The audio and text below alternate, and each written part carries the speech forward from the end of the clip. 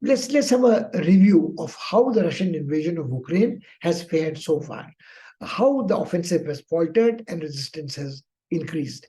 In February 22, when the invasion began, tens of thousands of Russian troops tried to capture the Ukrainian capital.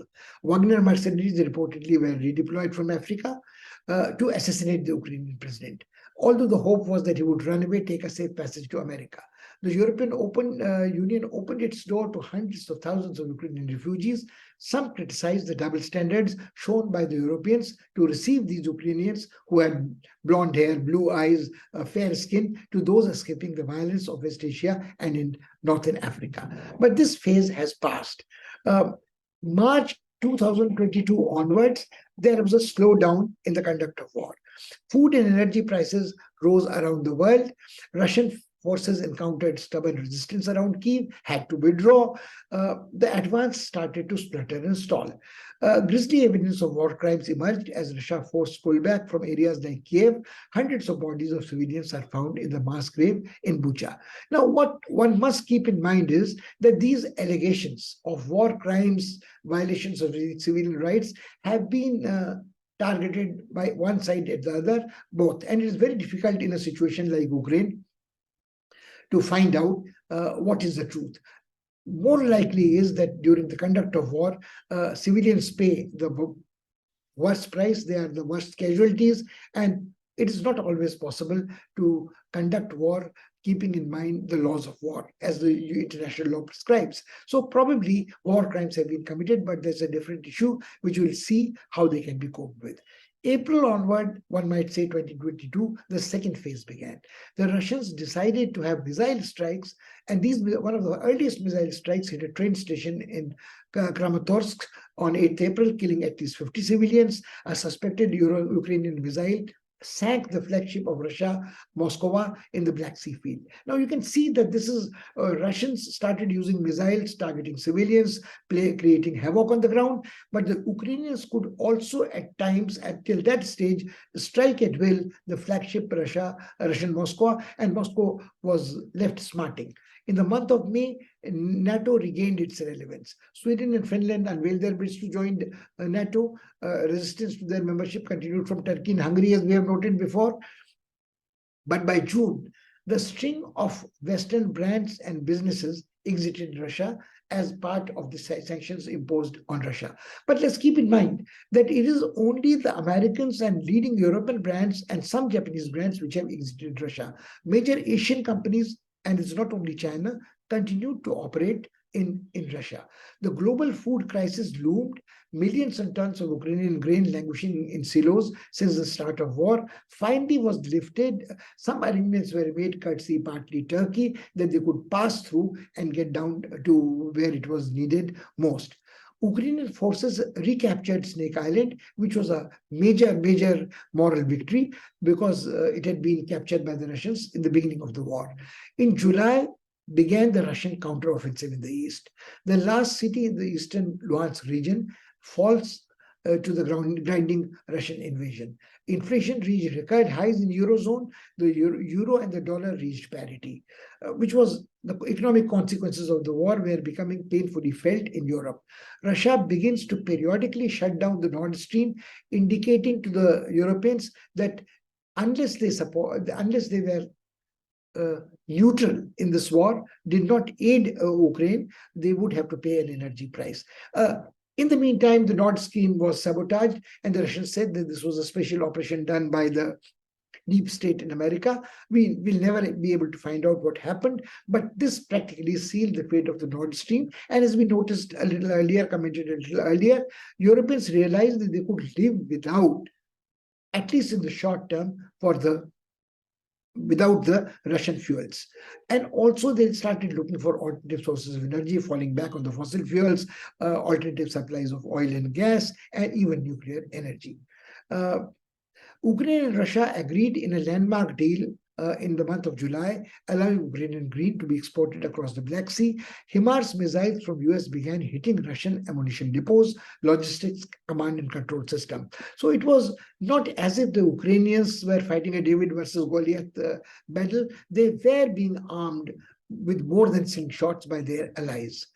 In August 22, 22, the gas exports to EU stopped finally. Explosions rock an airbase in the Russian-occupied Crimean Peninsula. A suspected car bomb goes off in the Moscow, killing TV commentator Daria Dugina, a daughter of a conservative ultra-nationalist philosopher Alexander Dugin. Close to the Putin establishment, all gas exports to Europe were halted on 31st August 2022. In September 22, another wave of escalation took place. Russia declared partial mobilization. Now, no mobilization has been declared in Russia since the Second World War. Ukraine launched a rapid counter-offensive and made steady progress in the northeastern Kharkiv region, sending Russian units into retreat, shocked retreat. Zelensky came to the battlefront, raised the Ukrainian flag in the war-scarred city of Izium on 10th September. Putin announced as a response the partial mobilization of 300,000 troops to fight in Ukraine, triggering a mass flight, ironically, of Russians escaping conscription into neighboring Georgia and into Kazakhstan. Now, this gave a wrong signal to the Western world that the war was extremely unpopular in Russia, and soon there would be resistance against this unpopular decision to partial mobilization by the Russians. And this mobilization was very odd because it was not only able-bodied young Russians who were fit enough to serve in the army as a draftees, but also there was an offer made to convicts, prisoners, waiting on the death row, that if they volunteered to fight as part of this mobilization in Ukraine, and if they survived, they would be set free and they would be given a reasonable bounty. Now, almost 1,200 protesters were arrested in cities across Asia, but again, the protests never snowballed. They never took a size or a scale which could cause real trouble for Putin. Russia officially annexed Donetsk, Kherson, Luhansk, and Zaporizhzhia on 30th September. In October, there was another seesaw. A large explosion tore through a bridge linking Russia and Crimea, which served as a major supply route for Moscow forces fighting in Ukraine. Russia began as a retaliation, bombing Ukraine's energy infrastructure, knocking out power, and making its citizens freeze in winter. Now, the Russians also started targeting hospitals, theaters, shelters, maternity homes. Now, the argument runs both ways. The Russians claim that the Ukrainians were using these hospitals, schools, theaters as a shield to house their soldiers and special operations people. And these were also creating hit-and-run attacks, suicide attacks on the Russian forces. The Moscow also was upset with these targeted attacks on the Russian supporters of Putin, or at-will destruction of a bridge connecting the Russians with Crimea. So this seesaw battle continued in October. In November, Ukrainian troops poured into Kherson on 11th November and liberated it. A blast in Poland near Ukrainian border killed 2 caused by a misfired Ukrainian air defense missile. This is what has been worrying Poland very much, that there might be collateral damage which Poland may suffer because of either Ukrainian mishits or the Russians' mishits. 2 low-flying Ukrainian helicopters crossed into Russian territory and fired on an oil depot in the city of Belgorod, 20 miles from the border. Now, this is something which caused great concern in Russia. This was the first time the Ukrainians had crossed the border and hit Russian territory behind Russian lines. In December 2022, there were indications of a grim spring. Zelensky headed to the US for his first state visit outside the country since the start of the war.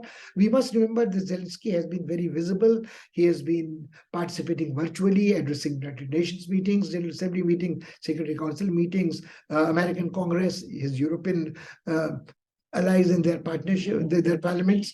But US President Joe Biden promised to send Patriot air defense systems to help Ukraine starve off Russian attacks on its energy infrastructure. The Russian strategy by this time was that, of course, civilian casualties were mounting, but the Russians knew that it was better for them to adopt a policy of unmanned aerial vehicles, drones, or high-precision missiles to target infrastructure and electricity supplies, or maybe even a nuclear plant which could create panic and bring Ukrainians to their knees. On Christmas Day, Putin claimed Russia is ready to negotiate with Ukraine. The Russian president publicly used the word war, referring to his country's invasion for the first time. Now, ready to negotiate is not necessarily signaling the will to bring the war to a peaceful conclusion. Both sides must have some face saving.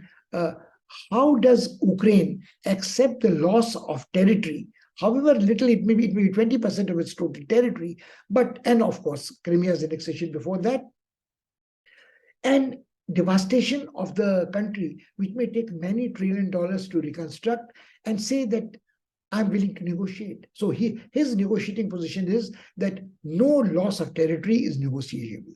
But if can the Russians be expected to vacate the territory for which they have paid such a heavy price in terms of Western economic sanctions, in terms of, some have estimated, more than 200,000 soldiers killed? The Russians have not lost civilian lives, but Ukrainians have lost probably civilians, which are many more than have been counted so far. And of course, 100,000 soldiers have been lost by a conservative estimate by the Ukrainians. But the loss of Ukraine in terms of total destruction of its infrastructure, its agriculture, is so acute that it is difficult to imagine that unless it is offered compensations, unless it is offered multilateral aid for reconstruction, it would not be ready to negotiate anything. In January 2023, Germany finally agreed to supply Ukraine with Leopard 2 battle tanks, paving the way for USA and other NATO allies to follow suit.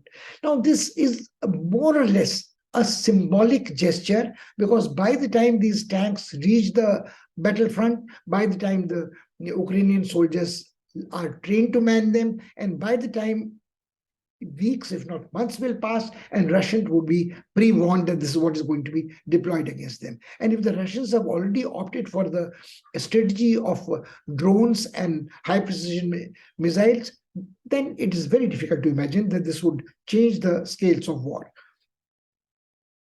Almost as soon as the tank deliveries got the green light, Kyiv began asking for fighter jets, something with Chancellor Scholz flatly ruled out.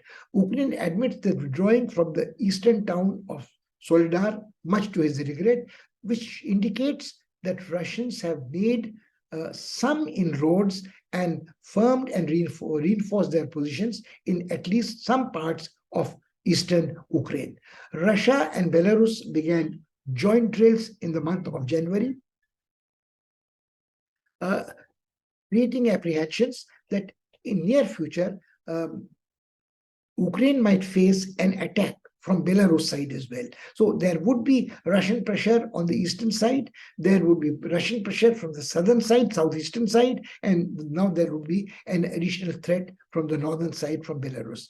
Putin announced that Russia was suspending its participation in the New START nuclear arms control treaty with US. This is right after US President Biden made a surprise dramatic visit to Kiev, asserted very strongly his support for Ukraine as a defense of democracy and defense of a rule-based system, and trying to check an aggressor, Russia. But the Russians, by now, have probably made up their mind that whatever impact the international economic sanctions led by US could do, the damage has been done to them. They have found alternative customers for their oil. They may be selling their oil at a discount, and some of the Russian oil might be finding its way via third party even to European markets. So the sanctions have really not succeeded in breaking the will of the Russians or bankrupting its economy.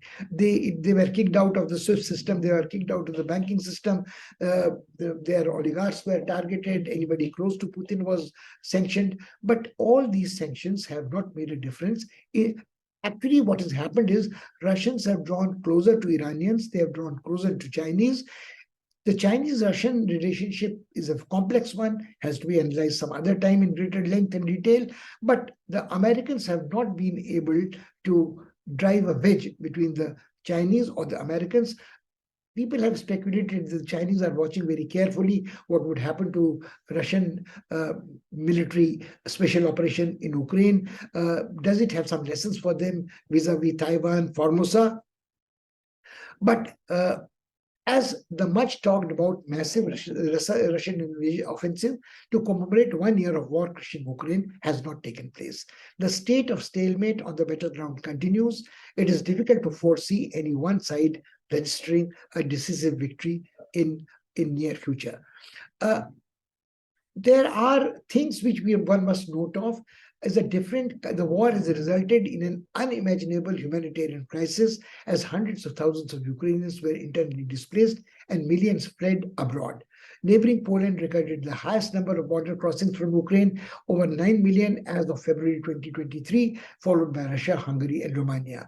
As of January 31st, 2023, nearly 18.2 million border crossings were recorded from Ukraine to other countries, starting from February 24 in 2022, when the Russian invasion had begun. Now, this refugee crisis is on the back burner at the moment, but it can flare up at any given time, because these countries where these Ukrainian refugees have taken shelter are not in a position to bear this burden. They have been very welcoming, very warm to begin with, but it also exposes them to the threat. Now is the time to have a look at the map closely. You see the map colored in pink broadly indicates the areas which continue to be under Russian control: Luhansk, Donbass, Mariupol, Melitopol, and further down Crimea. The one in bluish violet is the one where the Ukrainians have fought back and captured the area which was once controlled by the Russians. More or less, this is the state of affair before the Putin had ordered the special military operation. These areas were under effective Russian control, alienated from the rest of Western Ukraine. But right now, what we see after a year-long war and all these loss of life and infrastructure destruction, not much has been gained by the Russians on ground. It is difficult to imagine that they will make a push for either Kyiv or to control more land or territory because they would be occupying land which has been destroyed by them, facing the threat of partisan warfare, and become more and more bothersome for them to sustain this. So these are more or less tell you the fluctuating fortunes of the war. The same color code, the pink area is the one which the Russians have occupied, tried to control on the eastern bank of Dnipro River. You can watch that what was the situation in March, what it was in August, what was in October, and what it was in November. This gives you the broader, bigger picture. This is the all of Ukraine. So those other maps tell you the reality, ground reality on the battleground. This helps you appreciate that in the totality of the expanse of the territory of Ukraine, what little is occupied by the Russians. And also, Crimea had been annexed in 2014. So there is not much which has been gained by the Russians. And these blue arrows tell you the counteroffensive mounted by the Ukrainians and what they have captured.